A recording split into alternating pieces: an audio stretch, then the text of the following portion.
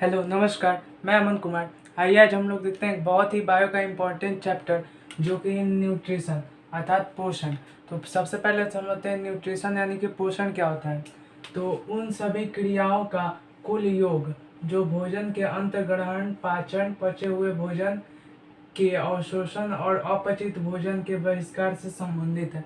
मतलब इसमें बताया गया है कि जो न्यूट्रिशन होता है वो जो हम लोग भोजन करते हैं वहाँ से लेकर और वो जो भोजन पचता है, पचे हुए भोजन का एब्जॉर्प्शन, पचे हुए भोजन का एब्जॉर्प्शन और जो भोजन नहीं पचा है उसका एक्सक्रीशन से संबंधित ही न्यूट्रिशन होता है। एक छोटा सा हम लोग डेफिनेशन देखते हैं जो कि है स्वास्थ्य को पुष्ट करने वाला भोजन ही पोषण कहलाता है अर्थात न्यूट्रिशन कहलाता है। मतलब स्वास्थ्य को पुष्ट करने वाला भोजन न्यूट्रिशन, जो कि स्वास्थ्य को पुष्ट कर दे उसे ही हम लोग न्यूट्रिशन यानी कि पोषण कहते हैं। इसे ध्यान में रखिएगा। ये जो पोषण है वो दो प्रकार का हो सकता है, या एक तो ऑटोट्रॉफिक होगा, नहीं तो दूसरा हेट्रोट्रॉफिक होगा। हमने पहले वाले वीडियो में बता दिया है कि ऑटोट्रॉफिक क्या होता है। ऑटोट्रॉफिक वो होता है जो कि वो सेल्फ मतलब अपना भोजन स्वयं बना सके, जैसे कि पेड़ हो जाएंगे जो फोटोसिंथेसिस द्वारा अपना भोजन स्वयं बना पाते हैं। नेक्स्ट हो जाएगा हेट्रोट्रॉफिक। हेट्रोट्रॉफिक क्या होते हैं, जो कि अपना भोजन स्वयं नहीं बनाते, वो बल्कि दूसरों पे डिपेंड रहते हैं, या फिर वो प्लांट पे डिपेंड रहेंगे, नहीं तो वो एनिमल पे डिपेंड रहेंगे। हेट्रोट्रॉफिक इसके एग्जांपल में हम लोग ह्यूमन हो सकते हैं। नेक्स्ट हम लोग देखते हैं भोजन यानी कि फूड क्या होता है। हम लोग भोजन करते हैं लेकिन जानते नहीं कि भोजन होता क्या है। तो जानते हैं भोजन क्या होता है। भोजन एक पोषक पदार्थ है जो किसी जीव द्वारा वृद्धि, कार्य, मरम्मत और जीवन क्रियाओं के संचालन हेतु ग्रहण किया जाता है। यह विभिन्न पदार्थों का मिश्रण होता है। मतलब इसमें बताया गया है कि जो भोजन होता है वो पोषण पदार्थ होता है, मतलब कि न्यूट्रिशन सब्सटेंस होता है, न्यूट्रिएंट्स उसमें रहते हैं भोजन में। जो हम लोग फूड खाते हैं, फूड में क्या होता है, न्यूट्रिएंट्स ही ना होते हैं, विटामिन, मिनरल, कार्बोहाइड्रेट यही ना होते हैं फूड में। तो उसमें पोषक पदार्थ होता है फूड, जो किसी जीव द्वारा, जो हम किसी जीव द्वारा उसे खाया जाता है, मतलब कि हम लोग के द्वारा उसे खाया जाता है। और क्यों खाया जाता है, क्योंकि भोजन को हम लोग इसीलिए ना खाते हैं ताकि हम अपना ग्रोथ कर सकें, मतलब कि वृद्धि कर सकें, या फिर हम लोग कोई कार्य कर सकें, मतलब कोई वर्क कर सकें। मतलब जैसे अगर हम भोजन नहीं करते हैं तो हम कोई कार्य नहीं कर पाएंगे, यानी कि हमारे अंदर एनर्जी नहीं है। तो एनर्जी के लिए हमें भोजन करना पड़ेगा, तो ही हम कार्य कर पाएंगे। या फिर मरम्मत के लिए, जैसे कि हमारा कहीं पे कट उठ गया है, वहाँ के सेल डैमेज हो गए हैं, तो हम भोजन करेंगे तो ही वहाँ पे एनर्जी जाएगा और वो भी सेल लेके वहाँ पे मरम्मत करेंगे यानी कि रिपेयर करेंगे। और जीवन क्रियाओं के संचालन हेतु, मतलब कि जो जीवन की क्रियाएं हैं जैसे कि एक्सक्रीशन या फिर रिस्पायरेशन या फिर खुद न्यूट्रिशन ही हो गया, उसके लिए हम लोग भोजन करते हैं। नेक्स्ट देखते हैं कि यह विभिन्न पदार्थों का मिश्रण होता है। जो भोजन होता है वो विभिन्न पदार्थों का मिश्रण होता है, मतलब उसमें बहुत सारे सब्सटेंस मिले रहते हैं। अब हम लोग नेक्स्ट समझ रहे हैं कंपोनेंट्स ऑफ फूड। मतलब फूड में, भोजन में कौन कौन से सब्सटेंस मिले रहते हैं, मतलब कौन कौन से कंपोनेंट मिले रहते हैं वो हम लोग देखते हैं। तो जो कंपोनेंट होते हैं वो मेनली 7 होते हैं, वो हम लोग देखते हैं। तो पहला जो होता है कार्बोहाइड्रेट।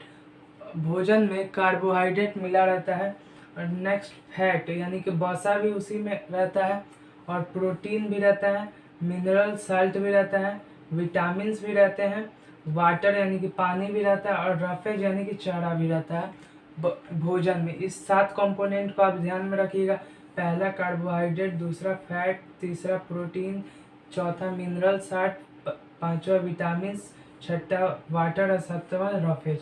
तो आज हम लोग सबसे पहले समझते हैं कंपोनेंट ऑफ फूड का पहला, जो कि है कार्बोहाइड्रेट। हिंदी में भी कार्बोहाइड्रेट ही होता है। तो ये समझते हैं कार्बोहाइड्रेट क्या होता है। तो जो कार्बोहाइड्रेट होता है वो पॉलीहाइड्रोक्सी एल्डिहाइड अथवा कीटोन का बना होता है। मतलब कि जो कार्बोहाइड्रेट होता है वो पॉलीहाइड्रोक्सी एल्डिहाइड, ये केमिकल है, मॉलिक्यूल है उसका, अथवा कीटोन का बना रहता है कार्बोहाइड्रेट। और ये पॉलीहाइड्रोक्सी अथवा कीटोन क्या होते हैं, तो ये कार्बन, हाइड्रोजन एवं ऑक्सीजन से ये बने होते हैं, पॉलीहाइड्रोक्सी या फिर कीटोन। ये कार्बन, हाइड्रोजन और ऑक्सीजन से बने रहते हैं। अब इनका रेशियो कितना रहता है, तो 1 कार्बन का रेशियो 1 और हाइड्रोजन का रेशियो 2 और ऑक्सीजन का रेशियो 1 रहता है। इसको आप ध्यान में रखिएगा कि कार्बोहाइड्रेट में कार्बन, हाइड्रोजन और ऑक्सीजन का रेशियो कितना रहता है, तो 1:2 2:1 रहता है। इसको ध्यान में रखिएगा। नेक्स्ट हम लोग समझते हैं कि जो कार्बोहाइड्रेट होता है वो ऊर्जा का मुख्य स्रोत होता है, मतलब कि एनर्जी का मेन सोर्स होता है कार्बोहाइड्रेट। इसको ध्यान में रखिएगा, ऊर्जा का मुख्य स्रोत होता है कार्बोहाइड्रेट। नेक्स्ट हम लोग समझते हैं कि ऑक्सीजन के पश्चात ये शरीर में ऊर्जा उत्पन्न करता है। मतलब जैसे ही हम लोग सांस लिए तो वो ऑक्सीजन पहले अपना ऊर्जा उत्पन्न कर लिया, तो उसके बाद जो ऊर्जा उत्पन्न करता है वो कार्बोहाइड्रेट ही करता है। मतलब एनर्जी बनाने का काम कार्बोहाइड्रेट करता है ऑक्सीजन के बाद। नेक्स्ट हम लोग देखते हैं, अगर हम लोग 1 ग्राम कार्बोहाइड्रेट ले लें, अगर आप लोग 1 ग्राम कार्बोहाइड्रेट लेके उसका ऑक्सीकरण करेंगे, मतलब ऑक्सीडेशन के 1 ग्राम कार्बोहाइड्रेट के ऑक्सीडेशन से, मतलब 1 ग्राम आप कार्बोहाइड्रेट ले लिए, उसका ऑक्सीडेशन भी कर लिए, तो उससे 17 किलो जूल मतलब प्राप्त होगा आपको। 17 कैलोरी जूल आपको प्राप्त होगा, सॉरी 17 किलो जूल अथवा 4.1 मतलब 4.1 किलोग्राम कैलोरी ऊर्जा आपको मिलेगी। इसे ध्यान रखिए कि अगर 1 ग्राम कार्बोहाइड्रेट के ऑक्सीकरण से, मतलब 1 ग्राम अगर आप कार्बोहाइड्रेट लेके उसका ऑक्सीडेशन कर लेते हैं तो उसमें आपको 17 किलो जूल मिलेगा। मतलब 17 किलो जूल और 4.1 मतलब 4.1 किलो कैलोरी आपको प्राप्त होगी 1 ग्राम कार्बोहाइड्रेट में। नेक्स्ट हम लोग देखते हैं कि जो भोजन में क्या होता है कि हम लोग जो भोजन करते हैं उसमें 60 से 80% ऊर्जा कहाँ से मिलती है, तो कार्बोहाइड्रेट से मिलती है। मतलब कि आप इतना भोजन किए तो उसमें 60 से 80% ही मतलब कार्बोहाइड्रेट से ही एनर्जी मिल जाती है। जो 20 से 40% जो होता है वो अदर यहाँ पे फैट, प्रोटीन, मिनरल्स और विटामिन, वाटर या रफेज होते हैं। मतलब 60 से 80% उसमें कार्बोहाइड्रेट ही रहते हैं। नेक्स्ट हम लोग समझते हैं जो कार्बोहाइड्रेट होता है हमारे शरीर का 1% मतलब कार्बोहाइड्रेट बनाते हैं। मतलब हमारा इतना बड़ा शरीर है तो उसका 1% पूरा का पूरा कार्बोहाइड्रेट ही होते हैं। इसको ध्यान रखिए क्योंकि हमारे शरीर का 1% भाग कार्बोहाइड्रेट बनाते हैं। नेक्स्ट हम लोग देखते हैं सोर्स ऑफ कार्बोहाइड्रेट, मतलब कार्बोहाइड्रेट कहाँ से प्राप्त किए जाते हैं, मतलब कि स्रोत क्या क्या होते हैं कार्बोहाइड्रेट के। मतलब अगर हमको कार्बोहाइड्रेट लेना है तो हम लोग कहाँ कहाँ से ले सकते हैं, तो पहला हो जाएगा आलू से।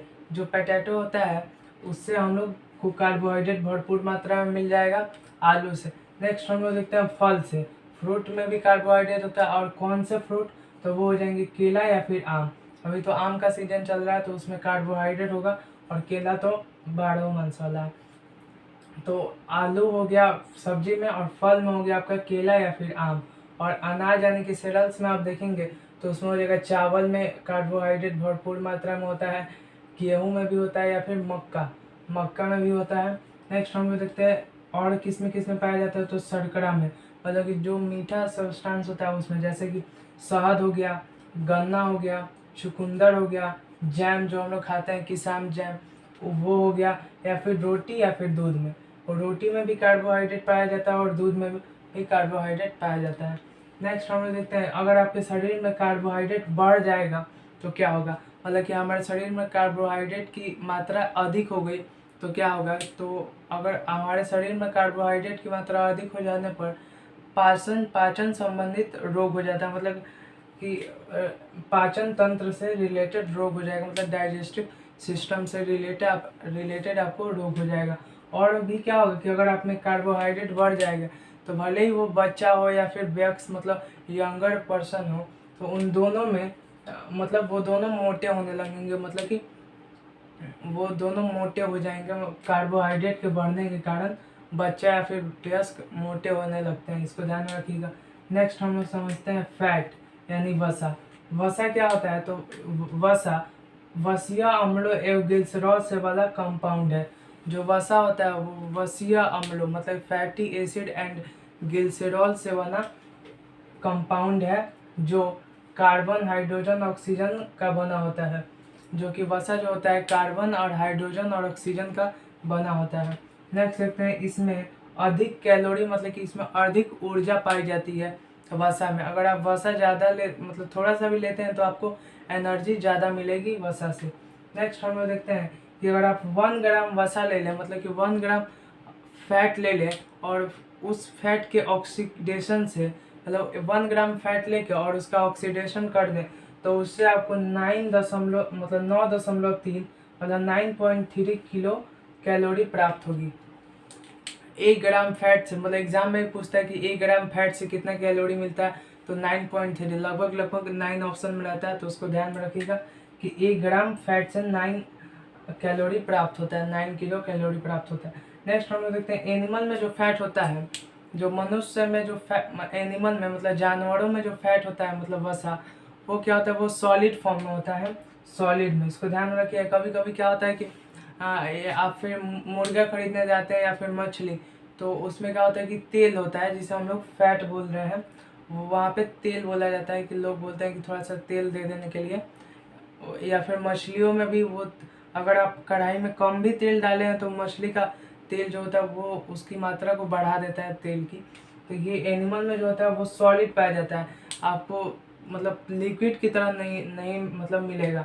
लेकिन वही आप प्लांट में देखें तो प्लांट का जो फैट होता है, मतलब प्लांट में जो वसा होता है वो लिक्विड होता है, मतलब कि तरल रूप में होता है, लिक्विड होता है।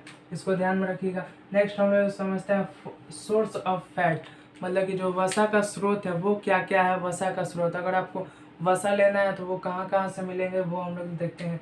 तो जो वसा मिलता है वो वेजिटेबल ऑयल से मिलता है, मतलब कि जो सब्जियों का जो तेल होता है, जैसे कि जैसे कि आप ले सकते हैं कोकोनट ऑयल हो गया, सब्जियों का ना यहाँ पे आप ये सब्जियां भी आ जाएंगी, मतलब जितने भी पेड़ पौधे का जो जिसका जिसका तेल होता है उसमें आपको फैट मिल जाएगा। जैसे कि कोकोनट ऑयल हो गया, सनफ्लावर का तेल हो गया, या फिर ये सरसों का तेल हो गया, मस्टर्ड ऑयल, या आंवला डाबर आंवला का तेल हो गया, या फिर एलमंड्स का तेल हो गया। उसमें आपको मतलब भरपूर मात्रा में फैट यानी वसा मिलेगा। या फिर आप घी खाते हैं तो उसमें भी फैट वसा मिलता है, या फिर मक्खन में भी मिलता है, बादाम में तो मिलता ही है फैट, और पनीर में भी मिलता है वसा। और जो अंडा होता है उसका जो पीला वाला भाग, जिसको हम लोग हिंदी में अंड योग के नाम से जानते हैं, तो जो उसका पीला वाला भाग होता है वो मेनली उसमें फैट की मात्रा अधिक होती है, अंडे के जो पीला वाला भाग होता है उसमें। या फिर आप मांस खाते हैं, मीट, तो उसमें भी आपको मिलेगा फैट। या फिर सोयाबीन लेते हैं, उसमें भी भरपूर मात्रा में ये फैट रहता है। नेक्स्ट हम लोग देखते हैं अगर आपके शरीर में वसा की कमी हो जाती है तो क्या होगा। तो अगर आपके शरीर में वसा की कमी हो जाएगी तो उसमें त्वचा सूखने लगता है, मतलब त्वचा में ये त्वचा सूख जाता है। तो उसके लिए जो वैसलीन वगैरह आता है तो उसमें क्या होता है कि उसमें फैट थोड़ा, मतलब उसमें मेनली फैट की मात्रा अधिक रखी जाती है वैसलीन वगैरह में, जिससे कि त्वचा को वो सूखने नहीं देता, वो फैट की जहाँ पे कमी थी वहाँ पे उसको पूर्ति करता है। तो ध्यान में रखिएगा कि अगर आपके शरीर में वसा कम हो गई है तो मतलब कि आपका शरीर में ये सूखने लगेगा, आपका शरीर मतलब त्वचा सूखने लगता है। नेक्स्ट हम लोग देखते हैं कि अगर वसा की कमी है तो और क्या होगा। अगर आपके शरीर में वसा की कमी है तो क्या होगा कि जो वसा में घुले विटामिन होते हैं, मतलब कि जो फैट में घुले जो विटामिन होते हैं उनकी भी कमी हो जाएगी। अगर आप जो मतलब कि आपका पास इतना वसा है तो उसमें विटामिन घुले हैं तो वो आपके शरीर में है। अगर आपके पास वसा ही नहीं है तो उसमें घुले हुए विटामिन कहाँ से होंगे। तो उसको ध्यान में रखिए कि अगर आपके शरीर में वसा की कमी हो जाती है तो उसमें घुले हुए विटामिन की भी कमी हो जाती है। नेक्स्ट हम देखते हैं अगर वसा आपके शरीर में बढ़ जाता है तो क्या होगा, तो मोटापा होने लगेगा। अगर शरीर में आपका वसा घटे तो भी दिक्कत, बढ़े तो भी दिक्कत। तो अगर मतलब इसको एक बैलेंस में रखना पड़ता है या फिर रहता है। कोई भी चीज़ या फिर ज़्यादा हो जाए या फिर अधिक कम हो जाए तो दिक्कत ही है, एक बैलेंस में रखना जरूरी है। तो जो वसा बढ़ जाता है तो आपके शरीर में मोटापा होने लगता है, मतलब फैट हो जाता है। नेक्स्ट हम लोग देखते हैं कि जो फैट बढ़ेगा तो उसमें कोलेस्ट्रॉल के स्तर में वृद्धि होगी, मतलब कोलेस्ट्रॉल होता है वो भी बढ़ जाएगा। अगर आपका फैट बढ़ता है तो कोलेस्ट्रॉल भी बढ़ता है, मतलब ये दोनों डायरेक्टली प्रोपोर्शनल होते हैं। अगर फैट बढ़ेगा तो बस कोलेस्ट्रॉल भी बढ़ेगा, इसको ध्यान में रखिएगा। तो जब कोलेस्ट्रॉल बढ़ जाएगा तो क्या हो जाएगा कि हृदय रोग हो जाएगा, मतलब हृदय से संबंधित रोग हो जाएंगे, वो इसको ध्यान रखिएगा। अगर कोलेस्ट्रॉल बढ़ता है तो हृदय रोग हो जाएंगे। तो आज हमने देखा कार्बोहाइड्रेट एंड फैट। तो कल के वीडियो में हम लोग देखेंगे प्रोटीन, मिनरल्स और विटामिन के बहुत सारे भाग होते हैं। Vitamin B1, vitamin A, vitamin B2, vitamin B3, vitamin B5 या फिर फोलिक एसिड या फिर vitamin B12, vitamin C, vitamin E, K2 वगैरह या फिर वाटर या रॉकेट। ये हम लोग कल के न्यूट्रिशन के वीडियो में हम लोग इसे देखेंगे। तब तक के लिए थैंक यू।